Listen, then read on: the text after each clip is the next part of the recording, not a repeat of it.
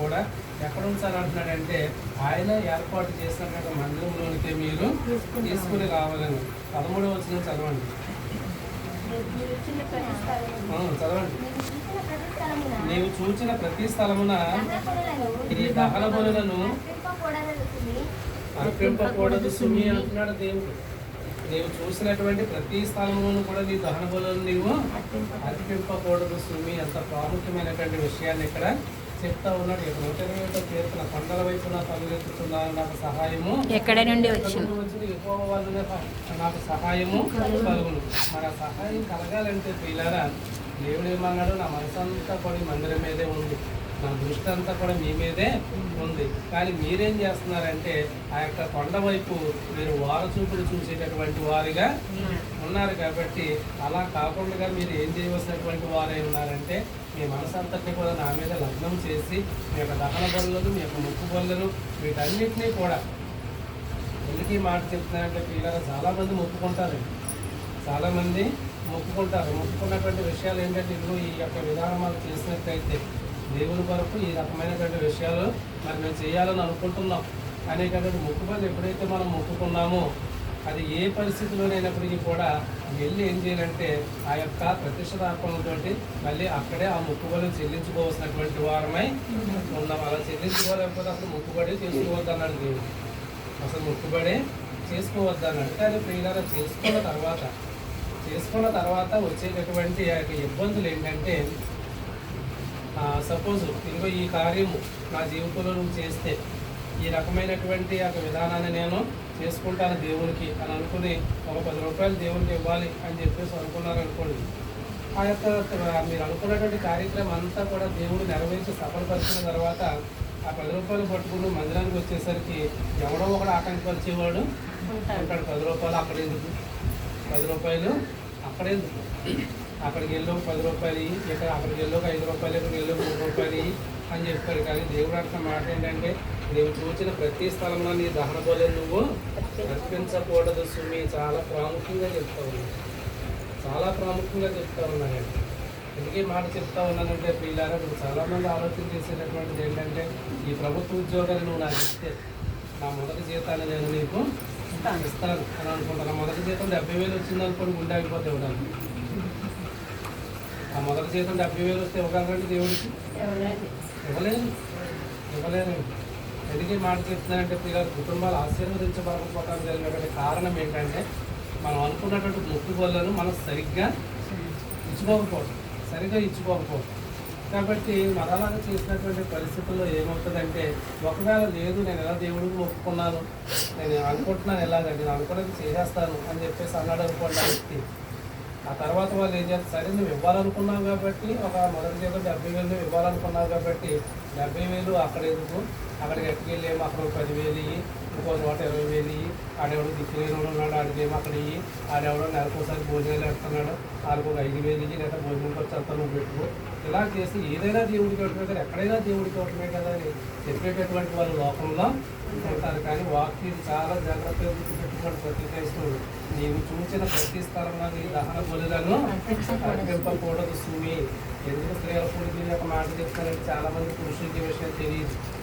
ఎందుకంటే వాళ్ళు దేవుడికి మందిరాలకు రారు, వాక్యాలు జరుగుతాయి కాబట్టి వాళ్ళకి తెలియదు. కాబట్టి స్త్రీలైనటువంటి వారు ఏం చేయాలంటే వాటిని ఆ యొక్క యజమానులు చెప్పుకునేటటువంటి వారుగా ఉండవలసినటువంటి వారై ఉన్నారు. కాబట్టి ఇది యెహోవా నీ గోత్రం ఒకదాని యందు ఏర్పరచుకున్న స్థలములనే నీ దహన బలులను అర్పించి నేను మీకు ఆజ్ఞాపించుకున్న సమస్తమును అక్కడే జరిగింపవలెను. కాబట్టి ప్రియులారా ఇటువంటి యొక్క విషయాలన్నింటినీ కూడా ఇక్కడ చెప్తున్నాను. మనమేమనుకుంటామంటే కొండల చుట్టూ నా పనులెప్పుచున్నాను, నాకు సహాయం ఎక్కడ నుంచి వస్తుంది, యెహోవా వల్ల నాకు సహాయము కలుగును, ఆయన భూమి ఆకాశములను సృజించిన వాడు అనేటటువంటి మాట చదివేయటం సింపులే. కానీ ఆ సహాయం పొందుకోవాలంటే ఇన్ని చెయ్యాలి. ఆ సహాయం పొందుకోవాలంటే ఏం చేయాలండి, ఎన్ని కార్యాలు చేయాలండి. ఎన్ని కార్యాలు మనము చేసేటటువంటి వారముగా ఉండవలసినటువంటి వారమై ఉన్నాం. ఆ తర్వాత మళ్ళీ మనం చూసినప్పుడు పిల్లల ఏం చదవాలి మీకు ఉద్దేశాలు. ప్రకటన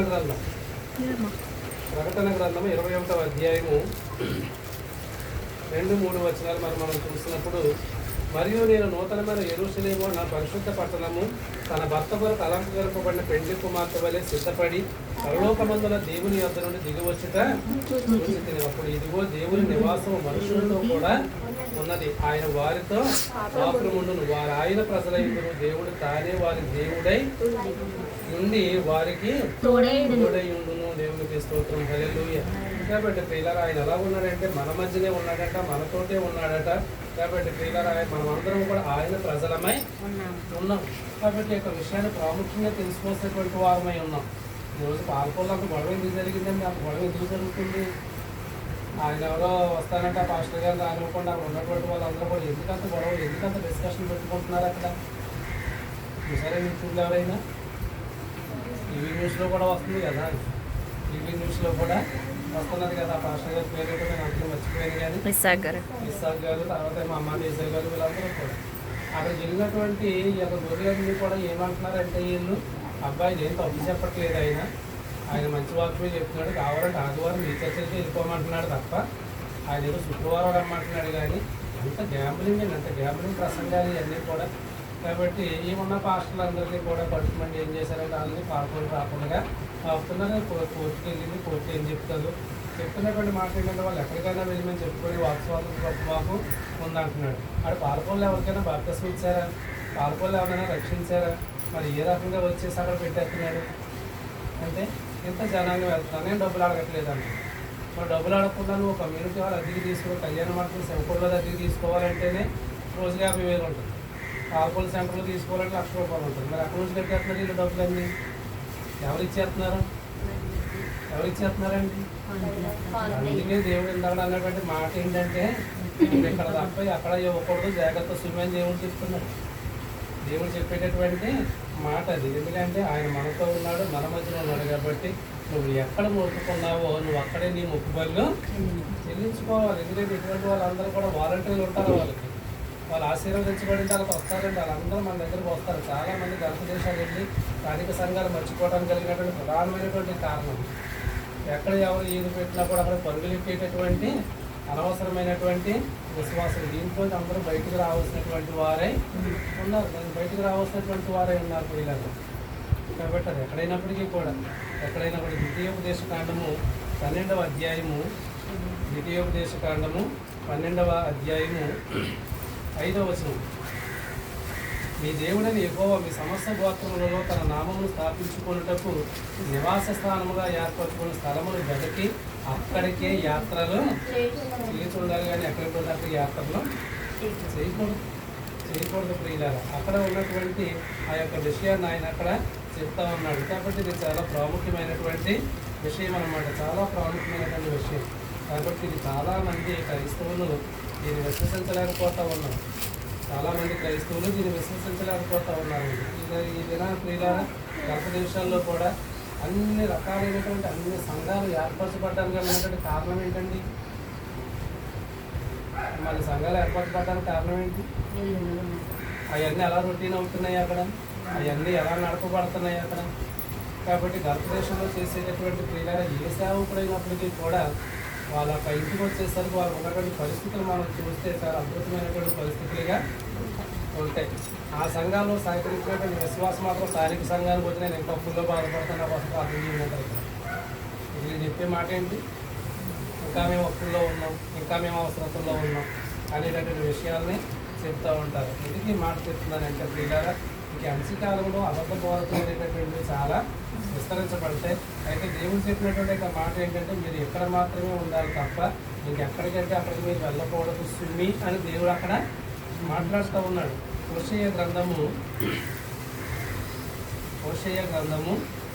13వ అధ్యాయము 9వ వచనాన్ని మనం చూసినప్పుడు, ఇశ్రాయేలు అని పిలుస్తున్నాడు దేవుడు. ఇశ్రాయేలు, నీ సహాయకర్తనగు నాకు నీవు విరోధివై నిన్ను నీవే నిర్మూలము చేసుకొనుచున్నావు. నీ సహాయకర్తనగు నాకు నీవు విరోధివై నిన్ను నీవే నిర్మూలము. దేవుడు ఎవరిని కూడా ఆశీర్వాదాలు యోగ్యులు కాకుండా ఉండాలని దేవుడు ఉద్దేశించారు.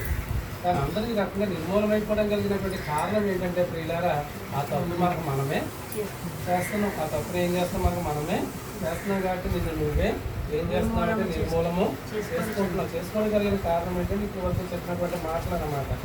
ఎక్కడెక్కడైతే ఏదో రకమైనటువంటి గ్యామరింగ్ ప్రసంగాలు ఉంటాయో అక్కడ పరుగులెట్టేటటువంటి విశ్వాసం, యథార్థమైనటువంటి వాక్యం వైపు చాలామంది రాలేనటువంటి పరిస్థితి, వెళ్ళారు. ఎందుకంటే ఇప్పుడు నేను రెఫరెన్స్లు చెప్పాను, అప్పుడు నేను చెప్పేసిన 10 రెఫరెన్స్లు చెప్పేసానే.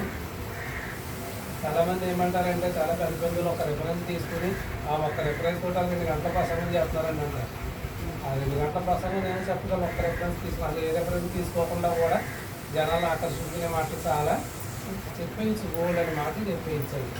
అయితే పాలకులు ఉన్నటువంటి పాస్టర్స్ వాక్య విరుద్ధమైనటువంటి విషయాలు ఎందుకు వాళ్ళు అక్కడ వ్యతిరేకించారు, ఈరోజు ఎందుకు ఆ యొక్క విషయం కోర్టులకు వెళ్ళిపోయింది అనేటటువంటిది మనం ఆలోచన చేస్తే, ఒక ఆయన వచ్చేమో ఇదిగో అరటిపళ్ళు తినండి, అరటిపళ్ళు తింటే పిల్లలు కొడతారు, యాభై పళ్ళు తింటే పిల్లలు కొడతారని చెప్పేసి ఒకడు. కాబట్టి శ్రీగారు మరి ఎక్కడైనా ఉందా?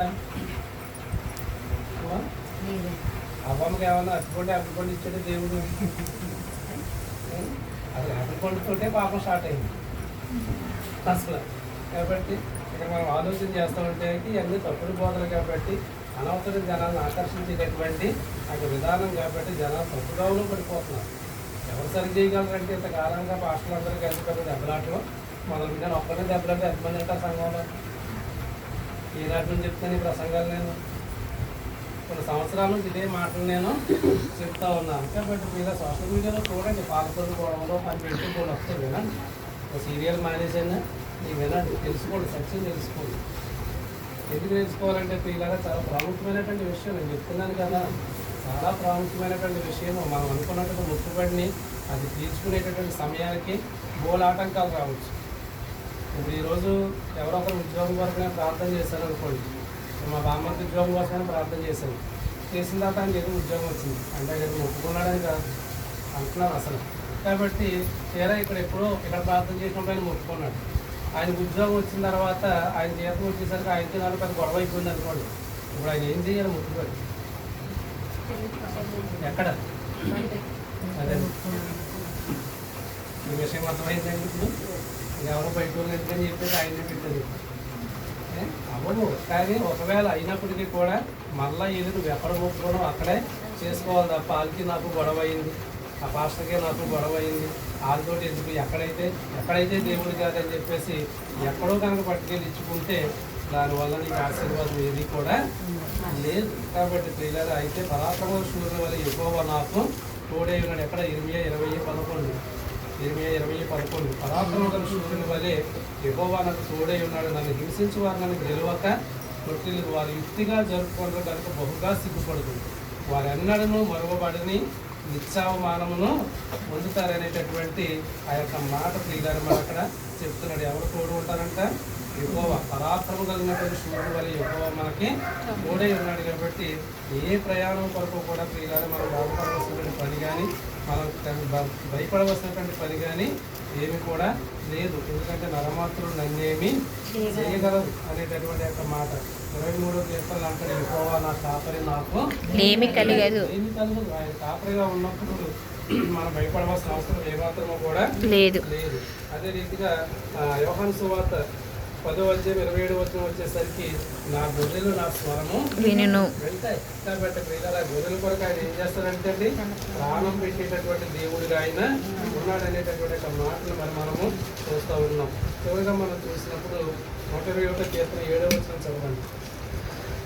121వ కీర్తన అదే ఏ అపాయమును రాకుండా యెహోవా నిన్ను కాపాడు. కాబట్టి ప్రియులారా మనం ఎంత దూరం ప్రయాణం చేసినా పరిస్థితుల్లో మనము వెళ్తూ ఉన్నాం. ఎటువంటి పరిస్థితుల్లో ఉన్నప్పటికీ కూడా ఆయన ఏం చేస్తాడంటే ఏ అపాయం రాకుండా మనల్ని కాపాడేటటువంటి దేవుడైన. కాబట్టి క్రీస్తు ప్రేమ నుండి మనల్ని ఎడబాచేవాడు ఎవడో కూడా లేడు. శ్రమైన, బాధైన, హింసైన, కరువైన, వర్గమైన వీటన్నిటి నుంచి కూడా దేవుడు మనల్ని ఏం చేస్తాడంటే విడిపించి నడిపించేటటువంటి దేవుడిగా ఉన్నాడు. కాబట్టి పిల్లారా అక్కడ రోమిలకు రాసిన పత్రికలు అంటాడు, మనం అన్ని విషయాలను కూడా అత్యధికమైనటువంటి విజయాన్ని మనం పొందేటటువంటి వారముగా ఉన్నామనేటటువంటిది దేవుడు చెప్పినటువంటి మాట. ఎజ్రా గ్రంథము దినవృత్తాంతం తర్వాత 8వ అధ్యాయము 21వ వచనం నుంచి చూడండి. అప్పుడు దేవుని సన్నిధిని మమ్మును మేము దుఃఖపరుచుకొని మాకును మా చిన్నవారికి మా ఆస్తికిని శుభ ప్రయాణము కలిగినట్లుగా ఆయనను వేడుకొనుటకు అహవా నది దగ్గర ఉపవాసముండుడని ప్రకటించి తిని మేలు కలుగజేయుటకై ఆయనను ఆశ్రయించు వారికి అందరికీ మా దేవుని హస్తము తోడుగా ఉండును గాని ఆయన హస్తమును ఆయన ఉగ్రతయు ఆయనను విసర్జించిన వారందరి మీదకి వచ్చినని మేము రాజుతో చెప్పి ఉంటుంది. దేవునికి స్తోత్రం. హల్లెలూయా. శుభప్రదమైనటువంటి ప్రయాణం కావాలంటే అక్కడ ఉన్నటువంటి వారు చేసేటువంటి పని ఏంటంటే ప్రియులారా, అక్కడ నుండి ఏం చేశారంటే ఉపవాసం ఉండమని అక్కడ ప్రకటన చేస్తారు. కాబట్టి ఆయన ఆశ్రయించే వారందరికీ దేవుని ఆశ్రయం ఎలా ఉంటుందని తోడుగా ఉంటుంది.